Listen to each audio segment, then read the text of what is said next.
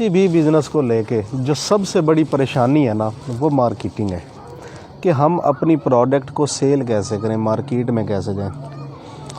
80% लोग भाग जाते हैं मार्केटिंग पे आके। किसी भी चीज़ का प्लांट लगाना, किसी भी चीज़ की प्रोडक्शन करना, ये इतनी मुश्किल नहीं है जितना मुश्किल है उस प्रोडक्ट को ले जाके कंपटीशन के दौर में मार्केट में बेच देना। ये बड़ा फ़न है। जब सोना यूरिया पाकिस्तान में आया था ना, तो खाद कोई नहीं लेता था सोना यूरिया। सेल अफसर जाके रात के वक्त जिस ज़िम्मेदार की फ़सल में पानी लगा होता था ना, ज़िम्मेदार से चोरी उसकी फ़सल में यूरिया डाल आते थे। यूरिया डालने से फ़सल बहुत अच्छी हो जाती है।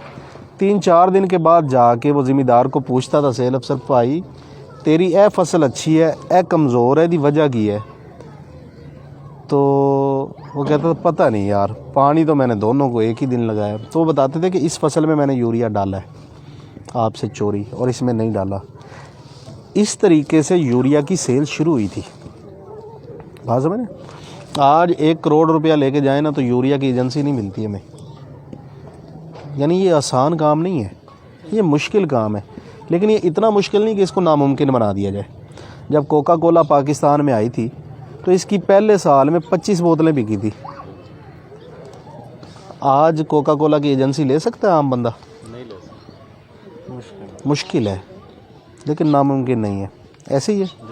चेरी ब्लॉसम का नाम तो सुना होगा आपने? क्रीम नहीं, क्रीम नहीं, पॉलिश। जब चेरी ब्लॉसम मार्केट में आई तो कोई भी ख़रीदार नहीं था। तो जिस बंदे ने चेरी ब्लॉसम बनाई थी उसने मुलाजम रखे जो दुकानों पे जाके पूछते थे, भाई चेरी ब्लॉसम है? वो कहते थे नहीं। तो कहते थे अगर तेरे पास चेरी ब्लॉसम नहीं है तो तेरे पास है क्या? तो रखा क्या? तू कैसा दुकानदार है, तेरे पास चेरी ब्लॉसम ही नहीं है। वो हर रोज़ एक दो बंदे आते दुकानदारों के पास, यही पूछते। अब दुकानदारों का माइंड बन गया, यार चेरी ब्लॉसम कोई अच्छी चीज़ है। कस्टमर आते हैं, पूछते हैं, और साथ में ये भी कहते हैं तू चेरी ब्लॉसम नहीं रखा, तेरा क्या की है? तो फिर जब चेरी ब्लॉसम की गाड़ी गुजरती थी ना उनकी दुकान के सामने से, आहिस्ता वो सारे दुकानदार उसे स्टॉक ले लेते थे। जब ले लेते थे तो फिर कोई गाहक नहीं आता था। गाहक तो उसके मुलाजिम थे। तो ज़ाहिर है कोई भी दुकानदार अपनी दुकान के अंदर एक स्टॉक रख के नहीं बैठ सकता। उन्होंने उसको मजबूरन बेचा, जैसे भी बेचा।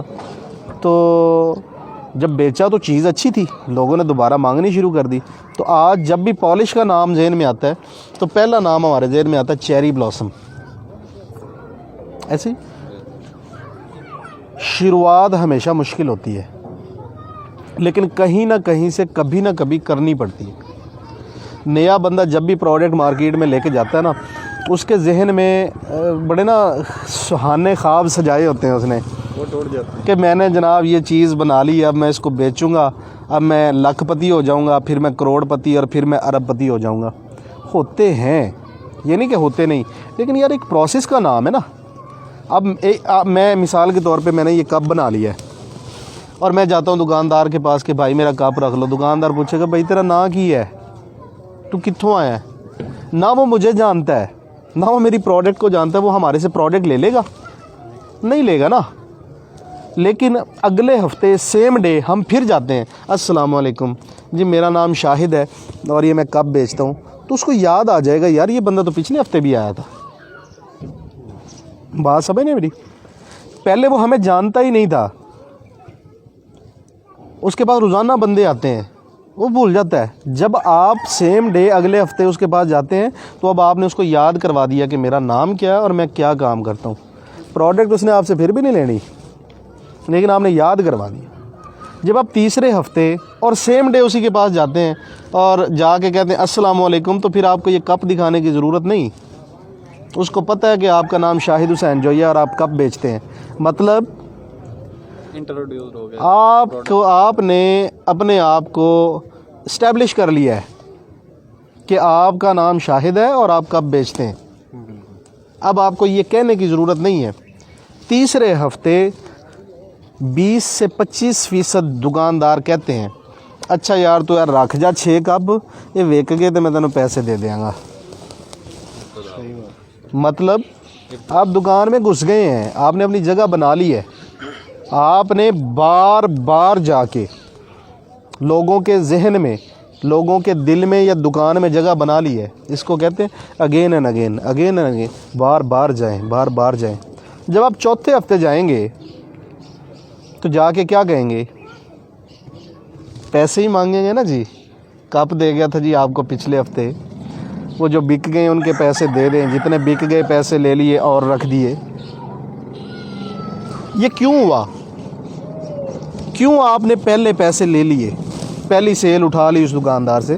क्योंकि आप बार बार जा रहे थे उसके पास। मार्केटिंग का पहला रूल ही यही है, अगेन एंड अगेन जाएं, कभी भी मिस मत करें। हमारा सेलमैन गलती क्या करता है और कहाँ पे करता है पता है आपको?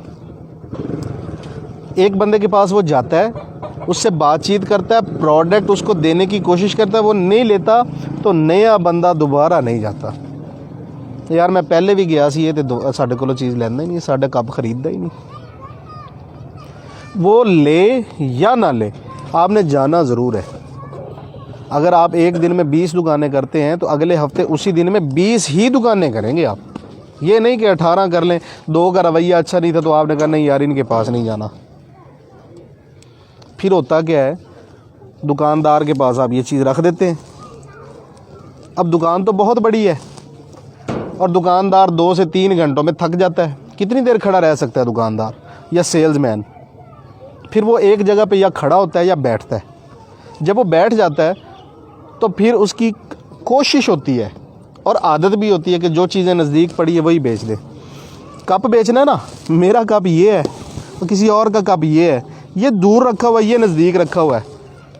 जब कप लेने के लिए कोई आ गया ना गाहक, तो उन्हें कहना यार है बड़ा अच्छा है ले जा। क्यों? ये तो ऐसे उठा के ऐसे देना ना है, ये उसको उठाने के लिए ना ऐसे होना पड़ता है। ये वो चीज़ ज़्यादा बिकती है जो उसके नज़दीक पड़ी है, उसकी दस्तरस में है, उसकी छतर छाया में पड़ी है, उसके बाजुओं के नीचे पड़ी हुई है। ये चीज़ ज़्यादा बिकेगी। इसको कहते हैं एक्सेसिबिलिटी, कि दुकानदार की एक्सेस में पड़ी हुई है कोई चीज़। तो हमेशा जो भी चीज़ आप बेचना चाह रहे हैं वो दुकानदार के नज़दीक रखें, ज़्यादा बिकेगी। हमेशा ऐसे होता है। फिर क्या होता है, जब दुकानदार चीज़ें बेच रहा होता है, बैठा होता है, तो फिर कस्टमर आता है दुकान में। वालेकुम अस्सलाम। कस्टमर जब दुकान में आता है तो कस्टमर यहाँ देख रहा होता है। इसको कहते हैं आई कॉन्टैक्ट लेवल। वो ऊपर सर उठा के नहीं देखता कि ऊपर वाले रैक्स में क्या लगा हुआ है, वो नीचे भी नहीं देखता क्या लगा, वो साइडों पे भी नहीं देखता, वो यहाँ पे देखता है। तो आपने अपनी प्रोडक्ट को दुकानदार के हाथ के नीचे लेकिन कस्टमर के सामने रखना है। वालेकुम अस्सलाम, तशरीफ़ रखो। इसको कहते हैं विजिबिलिटी। जो चीज़ नज़र आती है वो बिकती है। कहते हैं ना जो दिखता है वो बिकता है। कप है, दुकानदार के हाथ के नीचे भी पड़ा है, खा वो पीछे पड़ा है, खा वो आगे पड़ा है, खा लेफ़्ट राइट पड़ा है, वो नज़र भी आ रहा हो उसको। अब जो देखने वाला ना उसके पास चॉइसेस है महदूद। जो चीज़ें नज़र आ रही, ये कप पड़ा है इसके साथ, फिर मेरा कप है, फिर मेरा कप है, फिर मेरा कप है, 4-5 कलर में, वो इन्हीं में से एक चीज़ उठाएगा ना। वो दूर जाके कॉर्नर में पड़ी हुई चीज़ को ना देखेगा ना उठाएगा। ठीक है, एक्सेसिबल भी रखना है और विजिबल भी रखना है। अब एक चीज़ है, दुकानदार जब कहीं भी किसी भी चीज़ को अपने रैक में रखता है तो वो जब उठा के देता रहता है तो वो चीज़ ख़त्म हो जाती है, रैक खाली हो जाता है। जब रैक खाली होता है तो दुकानदार उस रैक को भरता है। अगर तो आपकी प्रोडक्ट पड़ी है तो वो उठा के आपकी ही प्रोडक्ट रखेगा, लेकिन अगर आपकी प्रोडक्ट नहीं पड़ी तो वो इस रैक को खाली नहीं रखेगा, कोई और लगा, वो इसको, ये तो ख़त्म हो गया, वो इसको उठा के यहाँ रख लेगा। अब ये बिकना शुरू हो जाएगा। आपकी प्रोडक्ट का यहाँ होना, इसको कहते हैं अवेलेबिलिटी। आपकी अवेलेबिलिटी गई तो विजिबिलिटी गई, विजिबिलिटी गई तो एक्सेसिबिलिटी गई, एक्सेसिबिलिटी गई तो again and again, again and again सब ख़त्म। आपकी प्रोडक्ट हर वक्त दुकान पे मौजूद होनी चाहिए, वो विजिबल होनी चाहिए यानी नज़र आनी चाहिए, वो दुकानदार की एक्सेस में होनी चाहिए यानी उसके हाथों के नीचे रखी होनी चाहिए। वो चीज़ें ज़्यादा बिकती हैं। सेल्समैन का रवैया बड़ा मैटर करता है। हमारे सेल्समैन क्या करते हैं, मोटरसाइकिल पे हो, कार पे हो, कैरी डब्बे पे हो या वो पिकअप पे हो, हमारे अब मैंने अक्सर देखा है, मोटरसाइकिल वाला आया दुकानदार के सामने, मोटरसाइकिल रोकी है, हाँ चाचा नहीं, चलो जी, ये क्या हुआ है चाचा नहीं, और गया। भाई बाइक खड़ी करो, नीचे उतरो, अस्सलाम वालेकुम चाचा, अस्सलाम वालेकुम भाई, क्या हाल है छोटे भाई, क्या हाल है बड़े भाई, आप ठीक हैं, तबीयत से ठीक है, अच्छा वो आपको आज चाहिए, कब चाहिए, कुछ सेल हुए हैं कब, नहीं यार आज तो सेल नहीं हुई, अच्छा मैं स्टॉक को सीधा करके रख देता हूँ, कब थोड़े टेढ़े हुए पड़े, मट्टी आई पड़ी है, अपने स्टॉक को उठाएं, कपड़ा मारें, सीधा करके रखें, ना दें स्टॉक उसको। 2 मिनट 4 मिनट 5 मिनट दुकानदार के साथ गुजारें, बातचीत करें। बातचीत करने से क्या होता है, अनजानापन जो होता है ना, जिसको हम कहते हैं खौफ जो होता है, वो ख़त्म होता है, कुर्बत बढ़ती है। जब कुर्बत बढ़ती है, तल्लुकात बढ़ते हैं, अच्छा इंप्रेशन पड़ता है, तो सेल्स बढ़ती हैं। लिहाजा कभी मत ऐसा करें कि गाड़ी दूर ही रोकी, मोटरसाइकिल दूर ही रोकी, हाँ चाचा, हाँ भाई, नहीं। जब भी बात करें तमीज़ से करें, अगले बंदे का नाम लेके करें। जब इतने सारे लोग बैठे होते हैं ना, जब मैं कहता हूँ ना बशीर भाई क्या हाल है, बशीर भाई को फील होता है अंदर से, गैर महसूस अंदाज से, कि यार मुझे रिस्पेक्ट मिली है। मैं कहूँ हाँ जी क्या हाल है, ठीक है यार, वो सामान लेना है, ये एक अलग चीज़ है। और मैं कह रहा हूँ बशीर भाई कैसे हैं आप, ठीक है बशीर भाई, थोड़ा सा सामान दूँ मैं आपको। बशीर भाई अंदर से खुश होते हैं, फील आती है। ये फील दें, फील करें, उसको फील करवाएं कि यार मेरी नज़र में आपकी एक अहमियत है, एक इम्पोर्टेंस है। बात समझ, अहमियत देंगे तो वो आपको अहमियत देगा, आपकी प्रोडक्ट को अहमियत देगा। अगर आप उसको अहमियत नहीं देंगे तो वो आपको अहमियत नहीं देगा। लिहाजा इन चीज़ों का आपने ख़ास ख्याल रखना है। बेटे दुकानदार हमेशा किसी ना किसी परेशानी का शिकार होता है, उसको कोई ना कोई प्रॉब्लम होता है। आप जब उसके पास बैठते हैं तो बोलें कम, सुने ज़्यादा। अच्छा सेल्समैन हमेशा अच्छा सामे होता है। पहले ज़माने में हम कहते थे कि जो ज़्यादा बोलता है वो ज़्यादा अच्छा सेल्समैन है। ये गलत थ्योरी है। जो अच्छा सामे है वही अच्छा सेल्समैन है।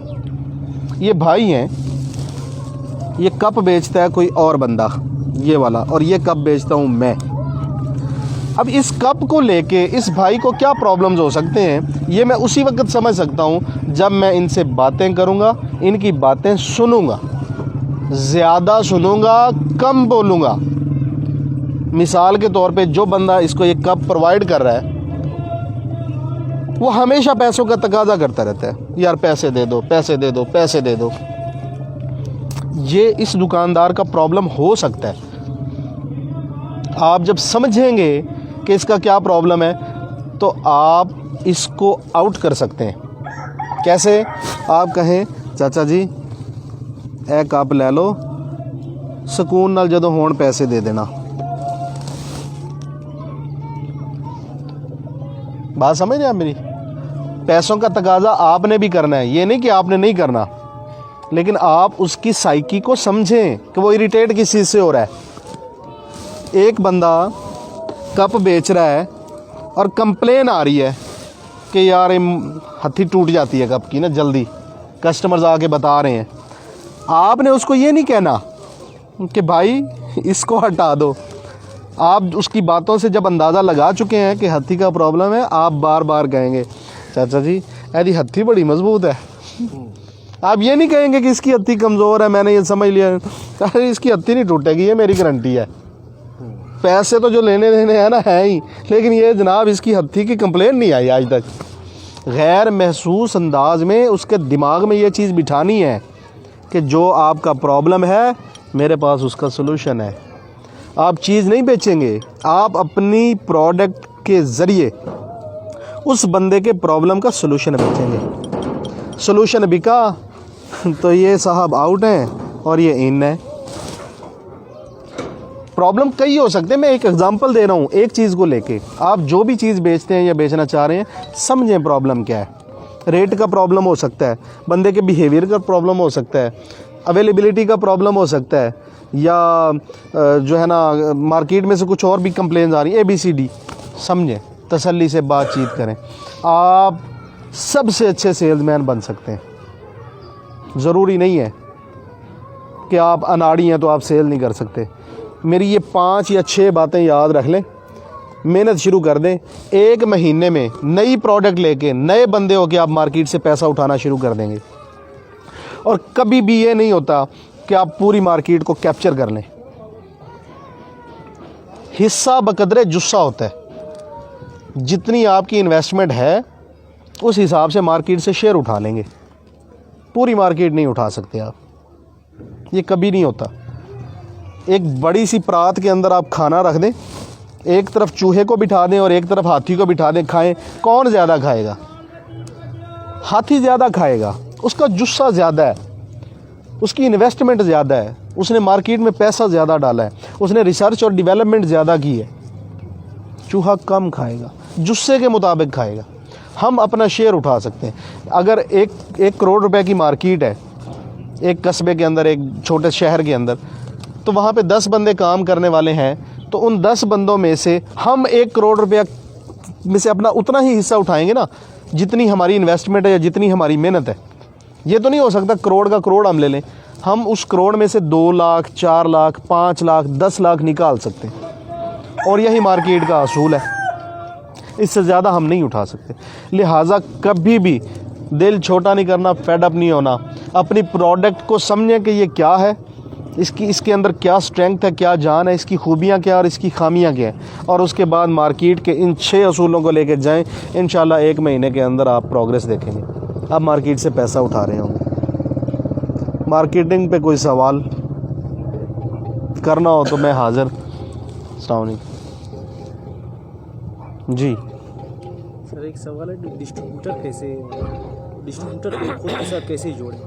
डिस्ट्रीब्यूटर को 2 चीज़ें चाहिए। डिस्ट्रीब्यूटर को 2 चीज़ें चाहिए, प्रोडक्ट की कंप्लेन ना आए और रेट अच्छा हो। डिस्ट्रीब्यूटर को इसके अलावा कुछ भी नहीं चाहिए। उधार जो बंदा ज़्यादा देता है डिस्ट्रीब्यूटर उसी का होता है। आप उधार देने की कैपेसिटी रखते हैं, आप बिल्कुल इन हो जाएंगे। डिस्ट्रीब्यूटर आपको जनाब सर आंखों पे बिठाएगा। अगर आप उधार नहीं दे सकते तो डिस्ट्रीब्यूटर आपको लिफ्ट भी नहीं करवाएगा। सिंपल, इसमें कोई वो लंबी चौड़ी तमहीद ही नहीं है।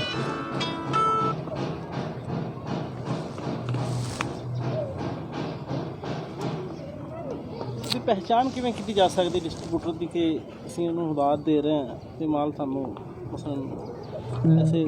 डिस्ट्रीब्यूटर कदे भी पैसे नहीं रखता किसी दे। डिस्ट्रीब्यूटर ਜਿਹੜਾ ਟਾਈਮ ਦਿੰਦਾ ਉਸ ਤੋਂ 2-4 ਦਿਨ 5 ਦਿਨ ਉੱਤੇ ਥੱਲੇ ਤੇ ਕਰ ਸਕਦਾ, ਲੇਕਿਨ ਇਹ ਨਹੀਂ ਹੋ ਸਕਦਾ ਕਿ ਡਿਸਟ੍ਰੀਬਿਊਟਰ ਤੁਹਾਨੂੰ ਪੈਸਾ ਨਾ ਦੇਵੇ। ਉਹਦੇ ਕੋਲ ਜਿਸ ਟਾਈਮ ਸੇਲਮੈਨਾਂ ਦਾ ਰਸ਼ ਲੱਗਿਆ ਹੁੰਦਾ, ਜਿਸ ਟਾਈਮ ਮਾਲ ਲੈਣ ਵਾਲਿਆਂ ਦਾ ਰਸ਼ ਲੱਗਿਆ ਹੁੰਦਾ, ਉਸ ਟਾਈਮ ਜਾ ਕੇ ਉੱਚੀ ਆਵਾਜ਼ ਨਾਲ ਇੱਕ ਵਾਰੀ ਕਹਿ ਤਾਂ ਦਿਓ, ਉਹ ਭਾਈ ਤੂੰ ਮੇਰੇ ਪੈਸੇ ਕਿਉਂ ਨਹੀਂ ਦਿੰਦਾ? ਡਿਸਟ੍ਰੀਬਿਊਟਰ ਕਹੇਗਾ ਉਹ ਮੇਰੀ ਗੱਲ ਸੁਣ, ਚੁੱਪ ਕਰ, ਇੱਥੇ ਬਹਿ ਚਾਹ ਪੀ। ਉਹਨੂੰ ਆਪਣੀ ਇੱਜ਼ਤ, ਆਪਣੀ ਰਿਪਿਊਟ ਬਹੁਤ ਜ਼ਿਆਦਾ ਪਿਆਰੀ ਹੈ। अगर तुहाड़ी चीज़ ख़राब है वो तो कहेगा भाई तेरी चीज़ ख़राब है, चुक अपनी चीज़ और जा। लेकिन अगर तेरी चीज़ ठीक है ना, तेरा पैसे नहीं रखेगा। अगर ओदी रिप्यूट एक दफ़ा ये बन गई कि लोगों के पैसे खा जाता, किहड़ी कंपनी ओदे नज़दीक लगेगी? ये नहीं हो सकता।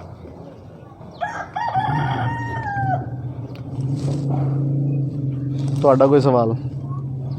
चुप कर गए हो, मेहरबानी। एक इंट्रो दे दें जी। Thank you so much sir. जी सर। थैंक यू जी। सवाल जवाब मेरा ख्याल कंप्लीट हो गए हैं। मार्केटिंग का टॉपिक क्लोज़ करते हैं, बाकी चीज़ें स्टार्ट करते हैं।